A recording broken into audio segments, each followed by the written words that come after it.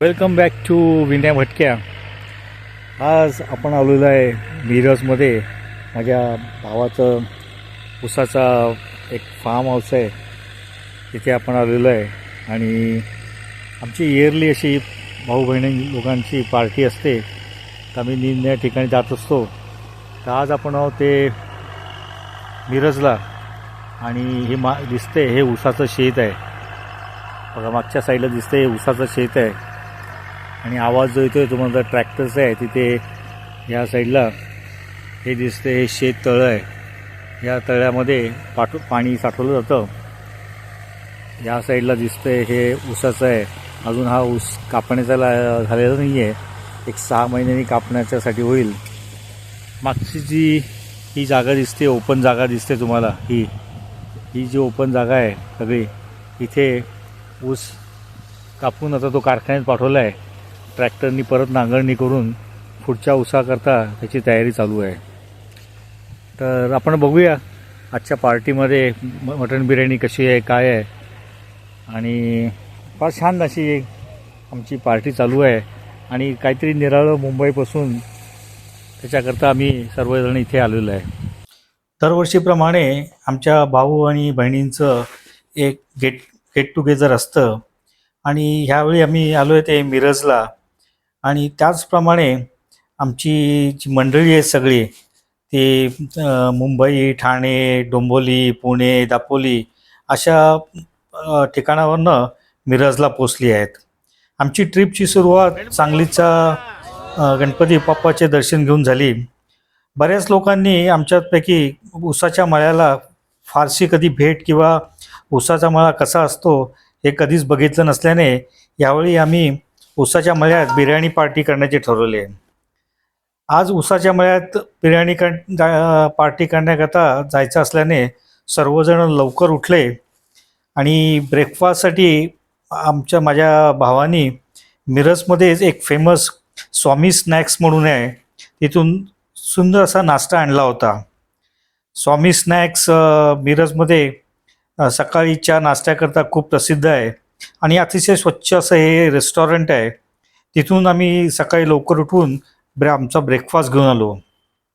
ब्रेकफास्टमध्ये गरम गरम मेदूवडा, इडली, त्याचबरोबर गरमागरम सांबार आणि खोबऱ्याची चविष्ट चटणी असा सुंदर बेत होता. आता सर्वांना लागलं होतं प्रचंड उत्सुकता, ती ऊसाच्या मळ्यात जाऊन बिर्याणीची पार्टी करायची. आमच्याकी बऱ्याच जणांनी मगाशी सांगितल्याप्रमाणे ऊसाचा मळा कधीच बघितला नव्हता आणि मळ्यात जाऊन तर जेवण तर केलंच नव्हते. माझ्या भावाचा मोठाच्या मोठा असा ऊसाचा मळा आहे आणि त्या मळ्यामध्ये तो गेली 20 वर्ष ऊसाची शेती करतोय. आमच्या घरापासून सरळ ऊसाचा मळा 5 किलोमीटर अंतरावर आहे. आणि मी आणि माझा भाऊ आम्ही मोटरसायकलवरनं निघालो आणि बाकीचे लोक आपापल्या गाडीने तिकडे पोचले. जेव्हा आम्ही तिथून प्रवास करत होतो मोटरसायकलवरनं, आपल्याला महाराष्ट्राच्या ग्रामीण भागाचे वैभव, म्हणजेच तिथली हिरवीगार शेतं आणि त्यात डोलणारा ऊस. मिरज हे कृष्णा नदीच्या काठी बसलेले आहेत, त्यामुळे इथे ऊस हे पीक केवळ पीक नसून अनेक शेतकऱ्यांच्या आयुष्याचा आधारस्तंभसुद्धा बनलेला आहे. पण हा ऊस पिकवण्यासाठी शेतकऱ्याला अहोरात्र कष्ट करावे लागतात आणि त्याचीच माहिती माझ्या भावानी मला दिली आहे.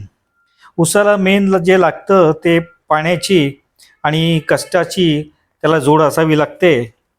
ऊसाचं पीक जे आहे हे पाण्यावरच मोस्टली अवलंबून असतं आणि त्याच्याचमुळे ऊसाला पाणीदार पीकसुद्धा कधी म्हटलं जातं. या पिकाची जी तहान भागवण्याकरता निसर्ग आणि मानवनिर्मित साधनांचा सुद्धा आपल्याला कॉम्बिनेशन्स करावी लागतात. कारण बऱ्याच वेळा नदीचं पाणी आटल्यानंतर आपल्या शेतामधनंच ऊसाला पाणीसुद्धा द्यायला लागतं. अनेकदा काय होतं की नदीचे पाणी कालव्याच्या ह्याच्यातनं की आपल्या शेतामध्ये पाणी आणलं जातं. पण माझ्या जसं भावाचं शेत आहे तिकडे काय आहे का, तिथे जवळजवळ 3 किलोमीटरवर कृष्णा नदी असल्यामुळे तिथून पाणी त्याला पाईपानीच आणावं लागतं. आणि त्यांच्यामुळे त्यांनी काय केले की तिथे पंप बसवलेले आहे नदीच्या ह्याच्यावर, आणि त्या नदीच्या पंपापासून दुसऱ्यांच्या शेताच्या खालनं पाईपलाईन टाकून त्यांनी जे पाणी त्याच्या शेतापर्यंत आणलेलं आहे. आणि त्याच्या तो दाखवण्याकरता तो मला इथे घेऊन आलेला आहे. आणि आपण हे समोर बघतायत हे कृष्णा नदी आहे, आणि तिथे खाली त्याचा तो पंप आहे. त्या पंपानी तो पाणी तिथे त्याच्या शेतामध्ये पंप करतो. पण प्रॉब्लेम काय असतो त्यांना की दरवेळी वीज ही 24 तास नसल्यामुळे त्यांना तिथे 2 तास 3 तासांनी असं प्रत्येक दिवशी एक टाईम ठरवून दिलेलं असतं. त्या टायमातच त्यांना ऊसाचं वीज येते, आणि त्या वीजवरनं एकदा वीज आली का पंप चालू करावा लागतो, आणि त्याच्यानंतर पुढे ऊसाच्या शेतामध्ये जाऊन पाणीचं डिस्ट्रीब्युशन करावं लागतं. आता पंपच्या करता त्यांनी ऑनलाईन सुद्धा ॲडजस्ट हे दिलेले आहेत करायचं. त्याचप्रमाणे तो पंप तो घरातनं चालू करतो आणि मग जातो. आणि ऊस जितका आपल्याला दिसतोय तोपर्यंत त्याची कणखर जरी दिसत असेल तरी त्याची जोपासना मात्र एक कठीणच काम असतं. आता आम्ही पोचलेलो आहे ते फार्म हाऊसमध्ये, आणि शहरातल्या लोकांकरता ऊसाच्या मळ्यात पार्टी करणं म्हणजे एक अनमोल भेटच होती. आपण शहरातल्या सिमेंटच्या जंगलात आणि धावपळीच्या आयुष्यात राहणाऱ्या लोकांना शेतातून मारलेला एक फेरफटका म्हणजे जडून एक रिफ्रेशमेंटच असू शकते. शेतात जेव्हा पाणी सोडतात ऊसाच्या मळ्यात तेव्हा तिथूनचा सुगंध किंवा आजूबाजूला होणारा पक्ष्यांचा किलबिलाट आणि प्रचंड वाऱ्या त्या शेतामध्ये असतो, आणि त्याच्यामुळे जी ऊसाची पाती जी हलतात त्या शांततेमध्ये त्याचा आवाज फारच सुंदर असतो. आता आपण जो आलेलो आहे ते त्या फार्म हाऊसमध्ये पोचलेलो आहे, आणि तिथून आता आपली बिर्याणीची पार्टी कशी होते हे सुद्धा तुम्हाला मी दाखवतो. हे दिसतंय हे फार्म हाऊसमधलं घर आहे. त्याच्या मित्राचं फार्म हाऊस आहे. त्याच्या बाजूलाच त्याचं माझ्या भावाचं शेत आहे. आणि आता हे समोर जो दिसतंय इथूनचा ऊस कापून कारखान्यामध्ये पाठवलेला आहे. नाहीतर ह्या फार्म हाऊसला चारो बाजूनी जवळजवळ 10-10 फूट उंचचा ऊस असतो. आता ह्या ऊसावर तुम्हाला कल्पना येईल, अजून हा ऊस 6 महिन्यांनी कापला जाईल. पण ह्या बाजूचा ऊस जो आहे तो सगळा कापून आता कारखान्यात पाठवला आलेला आहे. आम्ही मग नेहमीप्रमाणे इथे काय तुम्हाला फार्म हाऊसमध्ये खुर्च्या सोफा बिफा मिळत नाही. तिथून जी काय ताडपत्री असते त्यांनी तयार केलेली असते त्या गोण्यांपासून प्लास्टिकच्या, त्या ताडपत्रीवर आम्ही सर्वांनी मग भारतीय बैठक घेतली. कारण जेव्हा तुम्ही फार्म हाऊसमध्ये येता तेव्हा तुम्हाला अशाच पद्धतीने तिथे बसायला लागतं. आणि हा जो आनंद आहे नेहमी आपण जे सोफ्यावर बसून एन्जॉय करतो, हे दिसतंय आतमधलं त्याचं फार्म हाऊसमधले रूम आहेत. इथे त्यांचे केअरटेकर असतात, काम करणारी मंडळी राहतात. बघा किती साधं असं हे घर आहे. 2 खाट टाकलेले आहेत रात्री अपरात्री, पण इथे काम तुम्हाला शेतात थांबावं लागतं. त्याच्याकरता या केअरटेकर करता ही जागा आहे. आम्ही येताना आमचे कोल्ड्रिंक्स घेऊन आलो होतो, बर्फ पण घेऊन आलो होतो. कारण शेतामध्ये असे ह्या व्यवस्था तुम्हाला आईस बीस मिळत नाही. सर्वांनी मग चीअर्स करून आमच्या शेतातली बिर्याणी पार्टीचं सुरुवात केली. आम्ही जवळजवळ 17-18 लोक होतो. मस्त की थंडी पण पडली होती, वारा पण खूप सुटला होता. आणि बिर्याणी पार्टी मटण बिर्याणी होती. त्याच्याबरोबरच मटण पॅटीससुद्धा आम्ही घेऊन आलो होतो, मागवले होते. म्हणजे मिरजमध्ये एक कॅटरर होता, त्याच्याकडनं मटण बिर्याणी आणि मटण पॅटीस असं होतं. आणि त्याच्याबरोबर आज बरंचसं काही दुसरं पण खाण्याकरता होतं. सगळी मंडळी आमची दिसत आहेत ही मस्त आहे की त्या ताडपत्रीवर बसलेली आहेत. ऊन फार असं काय लागत नव्हतं कारण हवा पण एकदम थंडगार होती, वारा पण खूप सुटला होता आणि आजूबाजूला ऊसाचा मळा होता. समोरच ऊसाचा मळा दिसतोय. हे दिसते ते पॅटीस आहेत बघा, काय धमाल कर चालू आहे. कारण अशी भारतीय बैठक बसून मोकळ्या हवेमध्ये मुंबईच्या लोकांना किंवा पुण्याच्या लोकांना कधी असा एन्जॉय करायचं चान्स मिळत नसतो.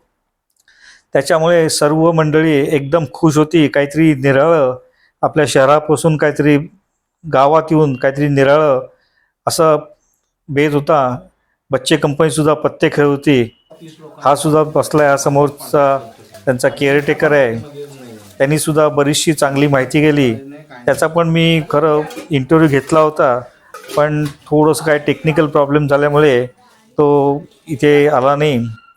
नंतर मग जी बिर्याणी आली होती मिरजमधनं ती तुम्हाला दिसते. ही बघा काय बिर्याणी, सुंदर अशी बिर्याणी आहे, मस्त झकास अशी.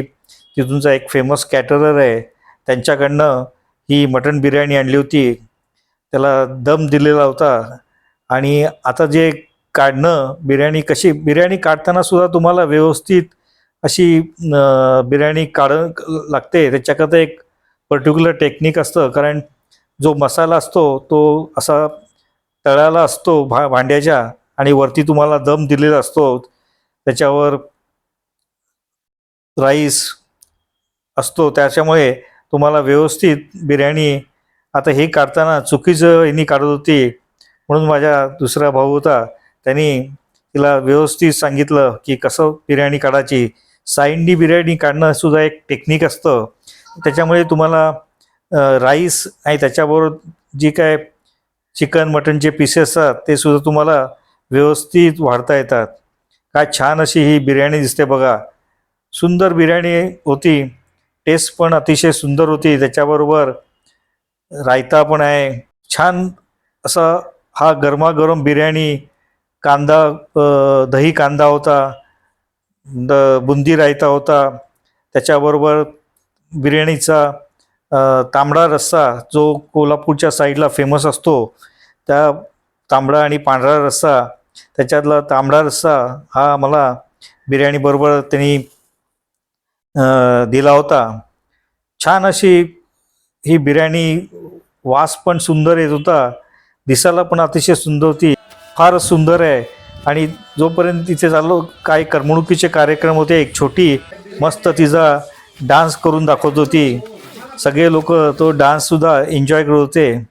नंतर आतमध्ये हे जे काम करणारे मंडळी होती शेतामध्ये, त्यांना मी बिर्याणी पहिली दिली, कारण आम्हाला गप्पामध्ये खूप वेळ लागणार होता. हे जे मालक आहे, हे मालक आहेत या मळ्याचे, आणि यांचं जे फार्म हाऊस आहे ते सुद्धा आम्हाला खूप मदत करत होते. आम्हाला काय पाहिजे, नको पाहिजे, काय कमी पडते का, त्याचीसुद्धा व्यवस्थित चौकशी करत होते. हा दिसतोय माझा भाऊ पण बसलेला आहे. असं करत आमची बिर्याणी पार्टी चोरस चालू झाली. सगळ्यांनी बिर्याणी मस्त की गरमागरम बिर्याणी जी आली होती त्याच्यावर ताव मारला. काही मंडळी खुर्चीवर होती आणि सगळेजण त्यांचा रिव्ह्यू देत होते बिर्याणीबद्दल. काय सुंदर आहे बघा. असा ॲटमॉस्फिअरमध्ये जर तुम्हाला पार्टी करायला मिळाली तर कोणाला नको असतं. कारण मुंबईच्या लोकांना अशी एवढी मोकळी जागा, एवढी छान हवा आणि थंडी आपल्याला फारच कमी वेळा अनुभवायला मिळते. मागे दिसतोय जो ऊसाचा मळा, आणि हा छोटू पण बघा काय धमाल करत होता.